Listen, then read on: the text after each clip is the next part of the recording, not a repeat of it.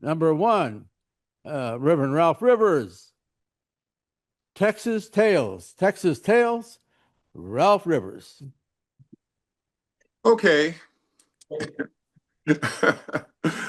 I just want you to know that being poor is overrated. I remember when I was 8 years old in 1952, I had the great adventure to go to Texas with my great grandmother. And it was quite an adventure. I remember leaving from the opulent Union Station downtown. If you've never been there, you're missing a cherished treat that is actually a national treasure. And we got on the Super Chief. Super Chief was the grand excursion train of the time, and it was just something spectacular to see. I remember going through the countryside from California to Texas and being enchanted by the vistage that I saw. In the night, you could look up from the observatory car and see the bright, sparkling diamonds of stars that you never could see in the city of Los Angeles. And it was like a black tapestry had been thrown over the night, and all the pinpoints of life were twinkling, dancing heel and toe. And I was enchanted by the cactus and the lone prairie. And the ride was spectacular, and I went to sleep with the click, click, clack, click, click, clack of the iron wheels on the tracks. When we got to San Antonio, it was kind of a letdown because getting off of this Super Chief and leaving from the opulent Union Station in Los Angeles, I was shocked to find out that the station that we entered into in Texas was a little bitty, like hole in the wall.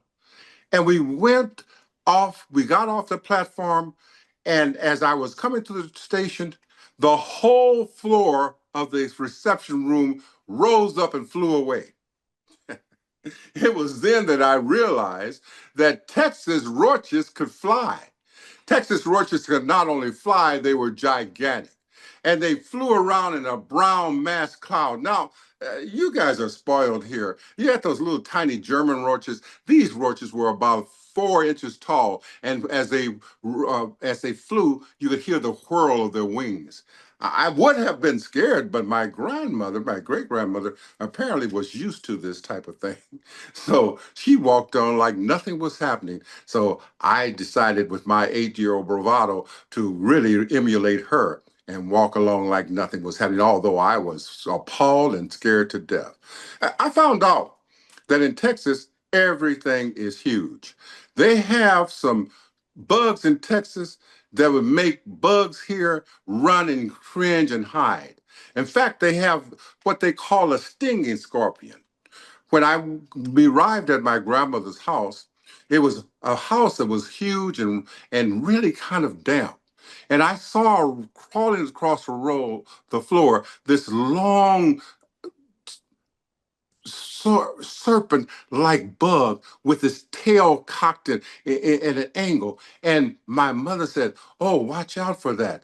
Those are stinging scorpions. And if they ever hit you with that little point, boy, you'll know it." Well, I had a lot of respect for those stinging scorpions. I made sure that every time one came around, I would give him the living room, not just the house. I'd give him everything that he would want, all the space he needed. Then there was this other bug that sometimes is euphemistically or maybe rightly named a June bug. Now, I don't know how many of you have ever seen a June bug, but these bugs can grow to about 6 inches long. And they have wings, the wingspan of a 797. The, actually, at those times, it was a DC-9, but I'll tell you, it was huge. And the wings, as they would go by, would vibrate and make a sound like boom, boom, boom, boom. I was sitting in the yard one day when one came around and it hovered over me just like it was a helicopter. And I decided that maybe if I didn't show panic, it would leave me alone. So I got up slowly from the chair I was sitting on, walked slowly to the back door, and the the DC-9 bug followed me until it got to the door, and then it just darted away. And I learned something new, that if you don't bother certain insects, they won't bother you. Well, the insects weren't only the things that were entrancing about Texas. Do you realize that in 1952, they still delivered ice on ice wagons drawn by a horse? Yes, it's true.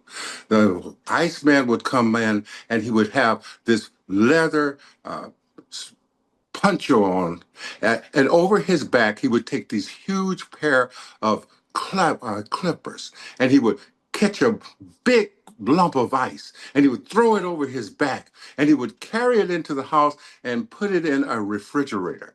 That's how we kept our food cold. And the thing that I remember with my 8-year-old mind is that a chip of that ice that he would sometimes pass out to the avid and eager kids watching him was like the best popsicle that you could taste in these days. The ice was clear, and we would suck that ice. Oh my goodness, if I could begin to tell you what real pleasure it was in a chip of ice. And there was also a rag man that would come by, and he would say, rags, rags, rags. And people would run out and give him all their used clothing. I guess he predated Goodwill, because I never found out what he did with all those rags. But I do know that people were avidly eager to give him all the rags that he wanted. And his horse was a huge brown kind of Clydesdale type animal. He was so huge that if you could reach him, you could not reach the top of his head. At least I couldn't, but I sure tried. And that was a good part about being in Texas. But it wasn't always so good. I remember that a good thing turned out into a memory I'll never forget. One day I was called outside, and my older cousin had brought me a J.C. Higgins 10-speed bicycle from Sears. Let me tell you something. Sears was the place to be around in those days. Do you know that Sears actually sold houses that you can construct? Sears sold everything, but the flagship bike came from Sears, a J.C. Higgins 10-speed bike. And I got on that bike, and if a bike could strut, well, then I tell you, it was strutting. And I went down the street so happy. And as I turned the corner, this girl that I found out later was 10 years old, but she looked like a giantess, stopped me by holding on to the handlebars. And she said, "You think you're smart, don't you? And you come from that California and you talk real funny." Well, I didn't think I talked funny, but they always said I talked too fast, and I didn't know what y'all meant. And I sure didn't know what it meant to cut a chogie, else I would have cut a chogie and got out of there. That lady, that girl grabbed me, the handlebars of my bike, she turned it over, and she proceeded to go up one side of me and down the other. I had never had a fight with a girl, but I'll tell you what, I learned a great respect for women right at that moment. And oh, she finally got through with me, and I got my little bike, and I didn't ride it home. I walked it.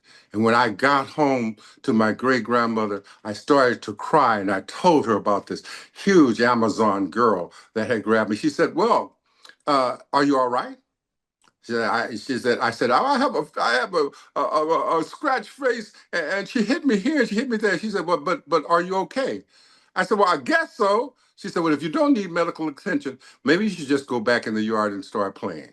And that's what I did. But the greatest memory about those Texas tales was the Thanksgiving meal that my great grandmother prepared for us. You know, they have some recipes that I still envy and emulate to this day.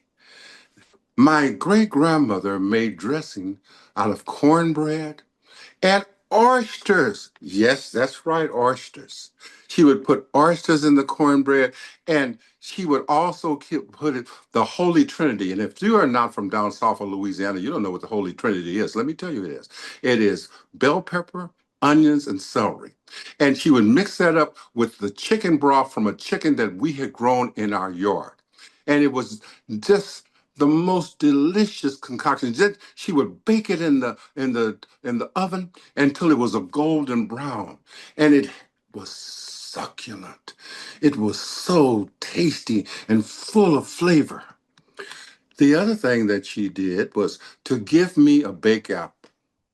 I don't know how many of you now are used to eating a baked apple, but this apple that my great grandmother gave me was as big as my head was round. It was baked to perfection. It was a red, delicious apple, and in the top she had cut it out, and uh, she put nutmeg and butter and brown sugar. And when you spooned out a piece, it was like the confection of heaven just melted in your mouth. Oh, it was so good. And I remember that taste to this day, and I've never been able to find its equal. Well, but that wasn't it. The piece de resistance was that my great grandmother cooked a whole platter full of little tiny chickens. That's what I thought they were. But they actually were Cornish hens, and they called them Rhode Island Reds. She would take the little hen and she would lather it with butter that we churned ourselves. And she would sprinkle a unknown mixture of herbs and spices over it. And she baked it till it was golden brown. And when you touched it, the crispness of the skin was like the parchment on a Renaissance painting. It was artistic, but it was so delicious. It was a concoction and a cacophony of flavors in your mouth that permeated your very essence of taste and caused a burst of flavor that could never be replicated to this day. Well, nowadays, they don't even make Cornish hens small as they. If you go to the store, my grandmother told me that when you go shopping, make sure if you bring back a fryer that it's no more than 3.5 pounds. Nowadays, that doesn't begin to describe the average fryer at our grocery stores. They are so big that I believe before mercifully being slaughtered, that they would sit up on a fence and call, "Here, kitty, kitty, kitty, here, kitty, kitty, kitty." But these Cornish hens were spread especially in our backyard. In fact, everything that we consumed in that meal was all either grown together. And pecans, she had a pecan pie that was so sweet, and the pecans were so ripe and nutty that even to think about it today is to think about a culinary masterpiece that can never be duplicated with today's recipes. Ah, when she served the Cornish hen, she set a whole hen on my plate. And I thought, "This is all for me?" She says, "Yes, it's yours." And I thought I was eating a whole chicken. I ate that Cornish hen till the bones were just so dry that they clicked on my plate. And I was very proud. I told my mother on the telephone, I said, "You know what? I ate a whole chicken all by myself." She said, "You did?" I said, "Yes, I did." I learned later that we had never used money as an exchange. It was all either grown or bartered, and it was laid on our table with the generosity of neighbors and those that lived upon their own goodness and their own endeavor. It was finished off by hand churned ice cream. And if you've never eaten vanilla ice cream that was hand churned, you have not lived in this life. That ice cream melted over your tongues like silver glaciers of sugar. And the taste that went down into your throat was like ambrosia and honey. Oh, it was a great time. And it's funny how now I'm 81 years old, that those years seem to have flown by, and I find myself at that dinner table often as I think. And I realize that life has the advantage of getting rid of the dark places and allowing the sunshine of a golden past and the camaraderie and fellowship of a family to permeate your very existence. That's my Texas tale, Mr. Toastmaster.